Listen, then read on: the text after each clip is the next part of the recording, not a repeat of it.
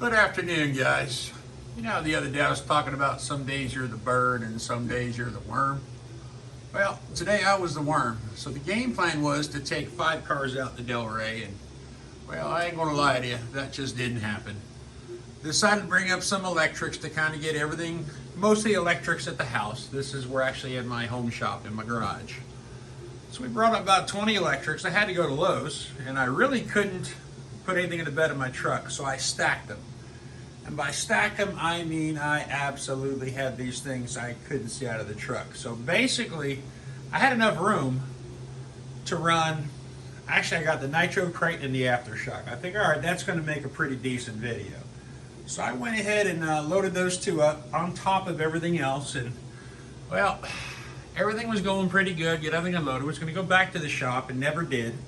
So I had the 2 cars to play with. So we went out and took the aftershock out, fired it up, you know, got everything going, get everything dialed in, good brakes, good power, doing its thing, and all of a sudden the servo started to go weak. All right, ain't no biggie about a weak servo, but then it got really bad. So I pulled the NiCad out, and turns out that 15-year-old Duratrax I pulled out was good. So we wound up going back to the shop, and yeah, I wound up getting a battery with a Futaba connector and not this little red doohickey. Now, I bought an entire kit so I can go ahead and convert any battery to any connector I need as far as the NiCads, the hump packs, the stick packs, the lipos, but guess what? Those are at the shop. So I said, all right, let's go play with the Nitro crate. So I checked it. It's got a little Lifey battery, a little 6.6 volt. Checked it. She's showing 92% on my lipo checker. Fire up. Man, she is running good. I'm like, all right, let's top her off. Let's go ahead and bring her in, fill up the fuel. Let's start, filming a video. So I topped her off, fired her back up. Man, she started running rough. She did not want to do the thing. Every time I hit the gas, she would just kind of sputter. She would go, but just wasn't running right. Where's the fun part? Somehow, it managed to eat, I don't know how well you can see that, it ate the exhaust gasket. Well, it ate the exhaust gasket right above the driven gear of the rotostart, which in turn melted the back plate, which that little brass piece came out, so my drive gear was locking up on my driven gear. So I found me this beautiful HPI 25 that had a rotostart on it, and it had a gasket on it. But of course, HPI, it's a different size. So we're gonna have to come back next weekend or maybe sometime this week. You know, I've got all the back plates, I've got all the rotor starts I need at the shop, but again, we're at the house. Give you a little tour of the garage and what we got going on. We got some axial parts, got some Relarlo battery straps, got some big old 5 1/4 B locks that are probably 20 years old I can't even get tires for anymore. Got a couple axial, the ADXL parts, whole lot of Relarlo MK07 parts. I had a whole bunch of, oh God, what were the Omni Terminator parts, but I gave some to my best friend and I wound up giving him all the parts with it. So if you guys want to see organized chaos, there's my calipers, my cracked torch, sockets, random wall hangings. You got to have the little frying pan. I don't know why there's a frying pan hanging there, but there is. But I mean, hidden behind that is a nice little HPI small block header, nice little Kyosho muffler. This is the toolbox. This is like, everything here is kind of just being the interim thing, because basically what I'm trying to do is get all the Nitro stuff at the NitroPimp headquarters, and then we want to, we want to go ahead and get all the electric stuff here. So I got mostly electric here. There's still some X cars up there, but not a whole lot. About a year ago, I had this cabinet, and what was in here was a High Trail Silverado.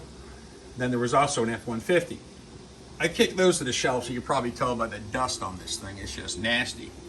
And I took all the motors off the top shelf, which were double stacked, and this is what I left here. I'm getting some shelves. They're coming in from Amazon for the shop. I moved all the stadium trucks and short course trucks out of the way. So you would think of all these engines that I still had here, I would have enough to do a roto start, but it turns out that HPI was the only one that I had. So, well, that didn't work out too good. And Zach, that's a couple of my motors down there, my engines. And there's that Phantom 12 I was talking to you about, living in that can. In the dark corner of the garage is just crap on top of crap on top of crap on top of crap on top of crap. Unless you want to talk about that that Rubbermaid right there with the HPI package, yeah, those are all Proceed parts, all brand new in the package.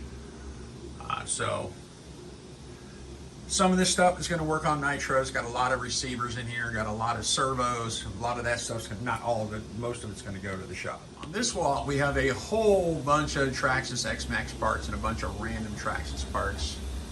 Up here we got some Fortec parts, new old stock stuff.